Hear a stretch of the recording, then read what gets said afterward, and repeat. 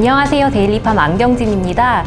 이번 달에는 학술대회가 참 많은 것 같아요. 그래서 지난 이달 초에도 4일부터 8일까지 미국 임상종양학회죠. 아스코가 열렸는데요. 작년에 의해서 코로나 때문에 올해도 비대면으로 온라인으로 진행이 돼서 많은 아쉬움을 남겼습니다. 그래서 오늘은 좀 그 아쉬움을 어떻게 달래볼까 싶어서 특별한 시간을 마련했습니다. 연세 안병환 폐암센터 어벤져스 세 분을 모시고 같이 아스코 폐암 연구 하이라이트 같이 리뷰해보는 시간을 가질게요. 오늘 교수님 세 분 모셨습니다. 감사합니다. 반갑습니다.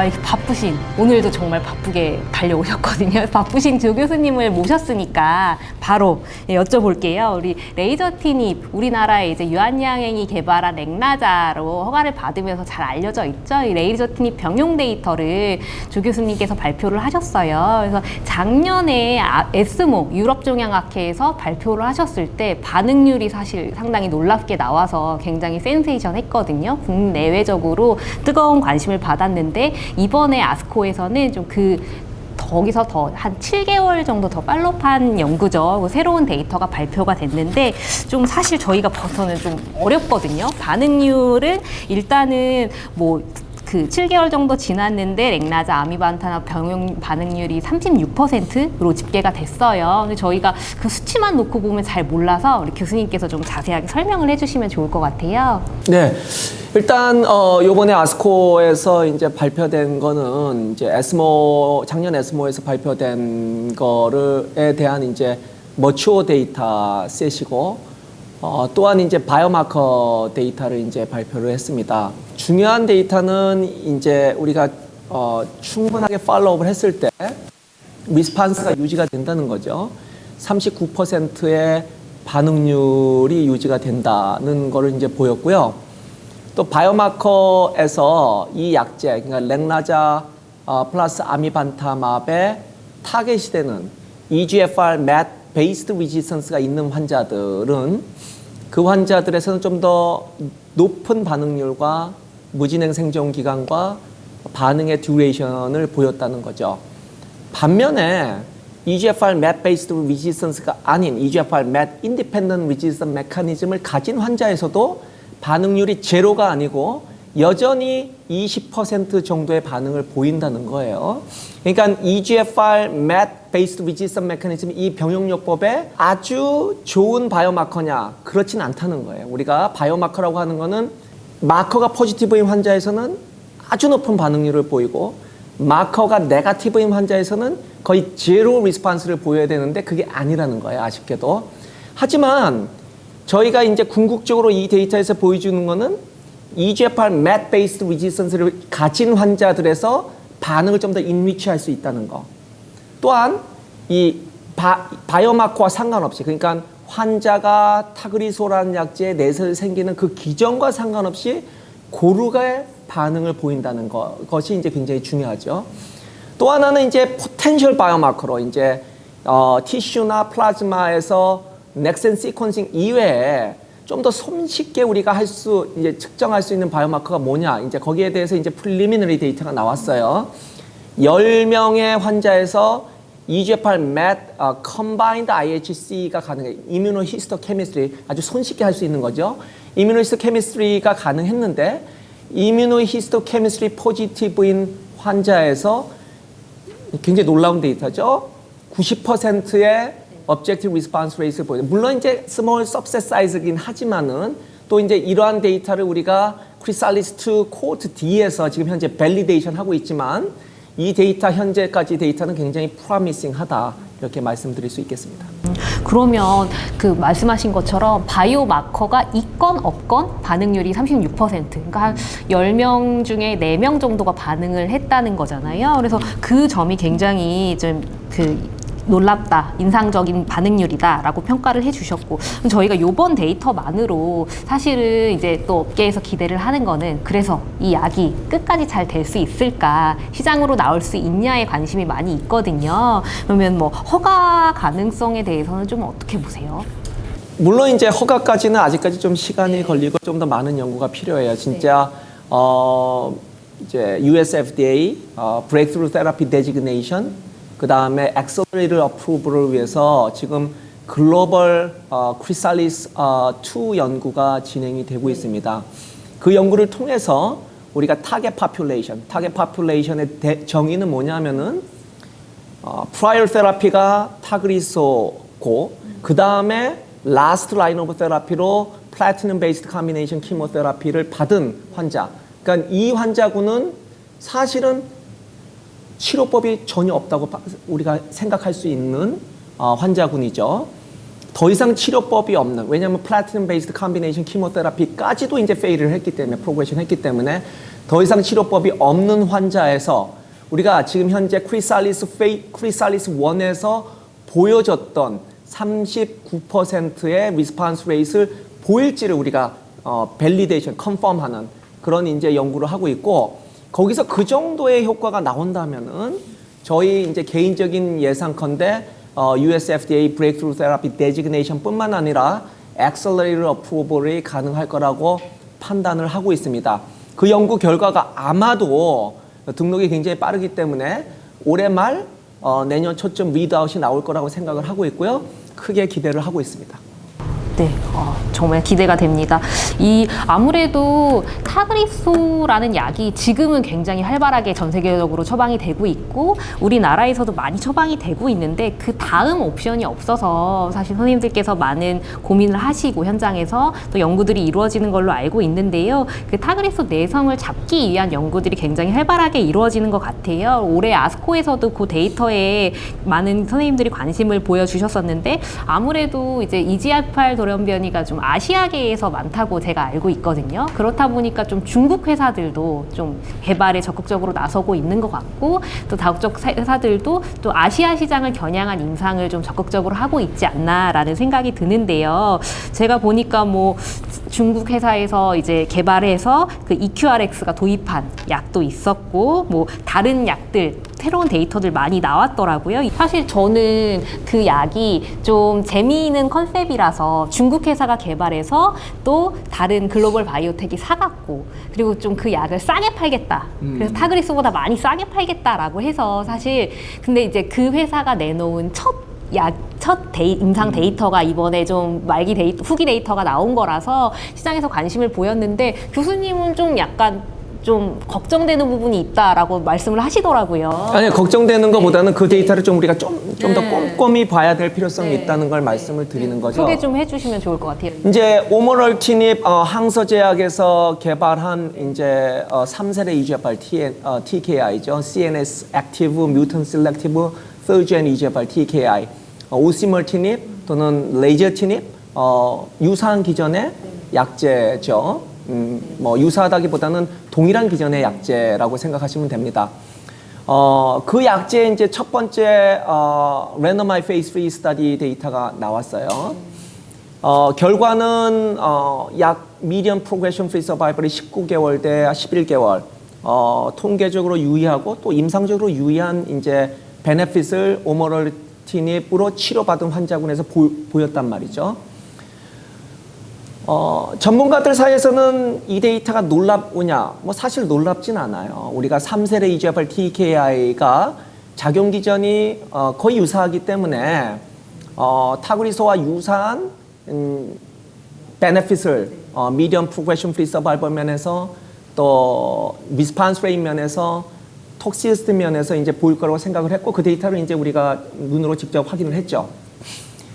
문제는 뭐냐 하면 이 약제는 이제 중국 약이라서 문제가 아니고요. 임상이 오로지 중국 환자한테서만 이제 진행이 됐다는 게 좀 리미테이션이 되지 않을까 싶습니다. 과연 그러면은 이 3세대 EGFR TKI가 중국 환자냐, 아시아 환자냐, 한국 환자냐, 또는 서양 환자냐에 따라 차이가 나냐. 그동안의 EGFR TKI가 보였던 여러 가지 약제의 효과 면에서 봤을 때 다르지 않을 거라고 생각은 하고 돼 있어요. 하지만 오로지 올곧게 중국 환자들만 등록이 됐다는 게 이제 앞으로 이게 커머셜라이즈 될 때 네거티브하게 작용할 거다 이렇게 판단을 하고 있고요. 특히나 US FDA에서 이걸 어떻게 이제 판단할 거냐는 이제 그들의 몫이죠. 이게 글로벌 트라이얼이 아니란 말이죠. 그래서 오로지 중국 환자들만 이제 등록된 임상 연구이기 때문에 미국 FDA에서 이거를 만약에 승인을 해준다면은 누가 감히 앞으로 글로벌 트라이얼을 하겠냐 이 말이죠. 실제로 로컬 트라이얼 한국 내에서도 뭐 렉나자 같은 경우도 충분히 한국에서만 등록을 했으면은 300명, 400명 환자를 금방 등록이 끝날 수 있었어요. 왜 글로벌 트라이얼을 하는 이유는 설사 인종적인 차이가 없더라도 그거를 우리가 데몬스트레이션 하는 거는 추정하는 거는 분명히 다르단 말이죠. 그렇기 때문에 우리가 글로벌 트라이얼이 로컬 트라이얼 또는 싱글 컨트리 트라이얼보다 훨씬 더 값어치 있다고 생각을 하는 거죠. 두 번째는 이 약제의 에피커시는 제가 이제 우리가 충분히 예상하는 바라고 말씀을 드렸지만 톡스 면에서 독성 면에서 우리가 그 데이터를 좀 꼼꼼히 봐야 될 필요성이 있어요. 제가 좀 눈여겨본 거는 그 약제의 물론 이제 lab only abnormality예요. 검사실 소견만의 이제 이상 소견이긴 하지만 백혈구 수치가 감소한다든지 혈소판 수치가 감소한다든지 헤모글로빈 수치가 감소한다든지 또 CPK, 크리아티닌 포스포카이네이즈 레벨이 올라가든지 이런 것들은 왜 감소하고 왜 올라갔을까? 여기 이제 퀘스천을 가질 수밖에 없어요. 왜냐하면 통상적으로 EGFR 타로신 카이네이즈 이니비터는 표적 치료제이기 때문에 마이일로 서프레션을 일으키지 않는데 이 약제는 굉장히 희한하게 기페티넵 1회사군보다 아주 뉴머리컬리 높은 수치로 많이 보고가 됐단 말이죠. 혹시나 이 아모럴티닙을 치료받은 환자군이 이전 치료, 예를 들면 레디에이션이나 다른 이제 우리가 캔서와 관련된 치료, 그게 이제 마이일러 서프레션을 유발할 수 있는 치료를 이전에 등록 전에 받았는지는 우리가 좀 더 꼼꼼히 봐야 되겠지만 어쨌든 그 테이블만 봐서는 이 약제의 톡시시티가 우리가 좀 눈여겨봐야 되는 부분이 있다 이렇게 이제 말씀드릴 수 있고요. 그 다음으로 이제 뭐냐면은 OS죠 결국은 Overall Survival. 아직 이제 데이터가 immature 해요. 데이터 머추리티가 제 기억으로는 29% 정도 이제 되는 시점에서 OS의 카플란 마이어 서바이벌 커브가 그렇게 아주 세퍼레이션이 돼 보이진 않아요. 하지만 우리가 플라우라 스타디의 첫 번째 데이터가 릴리스 됐을 때 데이터 머추리티가 25%였단 말이죠. 그 당시에 OS의 해저 레이셔가 statistical significant boundary를 크로스하진 않았지만은 트렌드는 보였단 말이에요. 그렇게 보고를 했단 말이죠. 근데 이 오머럴티닙의 데이터 머추리티 29%, 조금 더 머추어된 데이터에서 OS를 보면은 해저 레이셔가 플라우라의 해저 레이셔, 그 당시에 보고했던 해저 레이셔보다 좀 더 높단 말이죠. 1에 가깝단 말이죠. 그래서 저는 이제 이 자체가 기본적으로 웨스턴 파퓰레이션이 플라우라에서는 40%가 이제 등록이 됐고 이 차이니즈 연구에서는 오머럴티닙 연구에서는 제로였단 말이죠. 그러니까 이런 에스닉 디퍼런스가 결국은 이 포스트 프로그레션 테라피에 영향을 주고 이런 이제 현재까지 데이터 DCO 데이터 컷오프 시점에서의 OS의 해저 레이셔를 이제 차이를 내는 이제 원인일 거라고 추정은 하지만은 어쨌든 지금 플라우라 데이터에서 OS 베네핏을 증명을 했기 때문에 OS 세컨더리 엔드포인트가 안 중요하다 이렇게 생각하지는 않거든요. 지금 현재 클리니션 사회에서, 소사이어티에서. 그래서 오머럴티닙의 OS 엔드포인트도 우리가 눈여겨봐야 된다 이렇게 생각을 하고 있습니다. 그럼 사실 회사에서는 이번에 발표를 하고 이제 FDA랑 논의를 해서 허가 추진해 보겠다라고 했는데 교수님 말씀을 들어보면 사실 그 데이터만으로 허가를 내줄지는 정말 지켜봐야 되겠네요. 네. 정말 네, 저희 궁금하네요. 정말 FDA가 어떤 결정을 내릴지. 또 그런 말씀을 들어보니까 새삼 이제 최근에 또 아미반타맙 같은 경우는 리브레반트라는 상품명으로 허가를 받았잖아요. 그래서 네. 얼마나 좀 그런 데이터, 허가 받는 게 되게 쉬워 보이는데 그 FDA 허가 관문을 통과하기가 좀 어렵다는 생각도 들고 새삼 저희 뭐 렉나자랑 아미반타나 병용 데이터 자체도 그런 놀라운 반응률을 나타낼 수 있다는 거 굉장히 고무적이라는 생각이 들고요. 근데 제가 알기로는 그 연세안병원 폐암센터에서 연구 굉장히 많이 하시잖아요. 그 리브레반트라고 이제 불리는 이 아미반타람이라는 약도 그 사실 연세안병원에서 전임상 연구와 또 일상 처음 진행하셨다고 들었어요. 좀 그 히스토리 좀 소개를 해주시면 어떨지. 예. 네.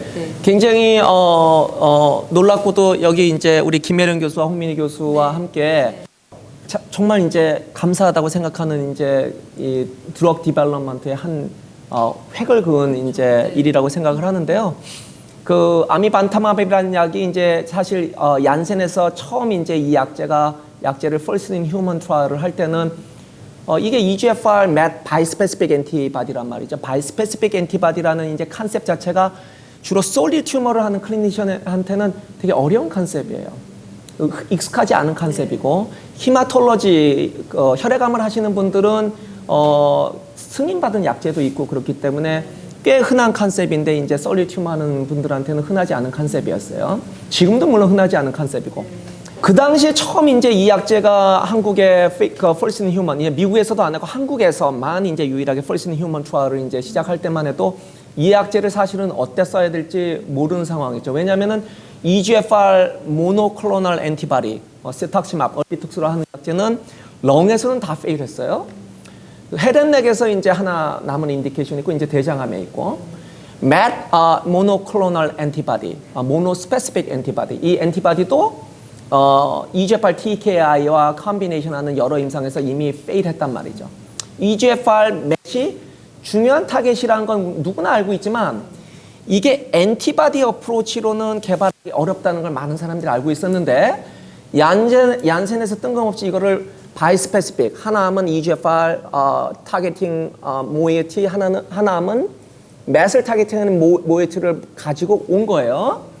그래서 사람들이 이제 이게 웬 말이냐 이런 생각을 했었어요. 사실은 이제 페이즈 1을 할 때도 이제 뭐 올커머로 이제 진행을 했고, 근데 저희 연세안병원에 타병으로 치료받다 리퍼한 온 환자분이 계셨는데 그 환자가 사실은 전 세계 첫 번째 EGFR 엑손 아미반타맙으로 치료받고 드라마틱하게 또 듀러블하게 리스판스를 보인 20개월 이상의 리스판스를 보였거든요. 글로벌 첫 번째 환자였죠. 사실 이제 이 첫 번째 환자가 되면서 클리닉 투 벤치 사이언스가 진행이 됐어요. 그래서 왜 그러면 아미반타맙이란 약제가 이 엑손 20번 인설션 폐암 환자한테 반응을 보이는지를 이제 전임상 중계 연구를 진행을 해서 그걸 우리가 클리어하게 보여서 캔서 디스커버리에 이제 보고를 했고, 연세안병원의 김혜령 교수, 홍민희 교수와 이제 교수들이 다 합심해가지고 또 이제 전 세계 인베스티게이터와 이제 노력을 해서 81명의 피보탈 파퓰레이션을 등록을 했고 그 데이터를 기반으로 해서 우리가 US FDA 승인을 5월 달에 받게 됐죠. 네. 최근에 허가 받으셔서 교수님 너무 뜻깊으실 것 같아요. 그쵸? 어떻게 조 교수님 맛있는 거 파티 한번 하셨어요? 예. 워낙 이제 대본에 없는 질문. 워낙 당황스러운 질문. 워낙 이제 안 사주셨구나. 예, 코로나 때문에 모이질 못해서요. 예, 7월에 예, 7월쯤, 7, 8월쯤 예. 네, 감사합니다. 아무튼 그런 데이터가 있었기에 그게 뒷받침됐기 때문에 어떻게 생각해 보면은 크리스탈리스 연구가 지금 이렇게 계속 지속될 수 있고 또 렉나자랑 아미반타마 병용 임상이 이렇게 속도를 낼 수 있었던 거 아닌가 좀 뭐 그런 생각이 드는데요. 그러면 오늘 이제 크리스탈리스 연구에 대해서 조 교수님 설명을 들었고요. 이제 마무리하면서 이제 다음 시간으로 넘기기 전에 이제 예고편을 우리가 해야 되니까 이제 EGFR 분야에서 교수님께서 좀 이번 아스코에서 눈여겨볼 만한 약물 정도 몇 개 찝어주시면 우리가 이어서 다음 시간에 좀 데이터를 설명을 들어볼게요. 지금 EGFR 분야 이번 아스코 데이터 눈여겨볼 만한 약들 뭐가 있나요? 예, 가장 이제 눈여겨볼 거는 이제 우리가 uncommon EGFR 뮤테이션 쪽이죠. 특히나 이제 아미반타맙이 이제 최근에 승인을 받은 이후에 EGFR 엑손 20번 인설션에 대해서 관심이 많고요. 이 EGFR 엑손 20번 인설션은 전체 EGFR 뮤테이션의 한 12%를 차지하는 무시 못할 이제 파퓰레이션이죠. 이 파퓰레이션에서 바이스페시픽 엔티바디 어프로치가 아니고 스몰 몰리큘 TKI 어프로치로 세 가지 약제가 이제 보고가 됐어요. 첫 번째로 모버설틴ib, 또 다이잘팜의 DGD 컴파운드, 또 쿨리넌의 CLN081 컴파운드가 보고가 됐고요. 제가 보기에는 독성 면에서 약간 세 가지 컴파운드가 차이가 나고 또 이제 바이스페시픽 엔티바디 어프로치가 좀 차이가 나긴 하겠지만 이 세 가지 모두 에피커시 면에서는 상당히 프로미싱하다 지금까지 데이터는. 또 한 가지는 이제 EGFR TKI 특히 이제 오시멀티닙에 대한 리지선스 메커니즘으로 그 어프로치로 랭라자 아미반타맙 병용을 잠깐 소개드렸지만 또 하나는 이제 파트리투맙 딜룩스테칸이라는 이제 약제, 그러니까 엔티바디 드러그 캔주게이시죠. 이런 약제도 이제 보고가 됐고 이 약제도 상당히 프로미싱한 에이전트다 이렇게 말씀드리고 싶습니다. 네, 오늘 유익한 시간이었고요. 우리 다음 시간에 또 나머지 두 분께서 아주 면역 관문 억제제랑 또 표적 항암제 관련해서 새로운 데이터 많이 소개해 주실 거니까요. 오늘 보시고 다음 시간에도 또 함께 해주시길 바라겠습니다. 오늘 바쁘신데 세 분 함께 해주셔서 감사드리고요. 우리 앞에 인사 함께 드리고 마무리하겠습니다. 선생님 감사합니다. 감사합니다. 네, 감사합니다.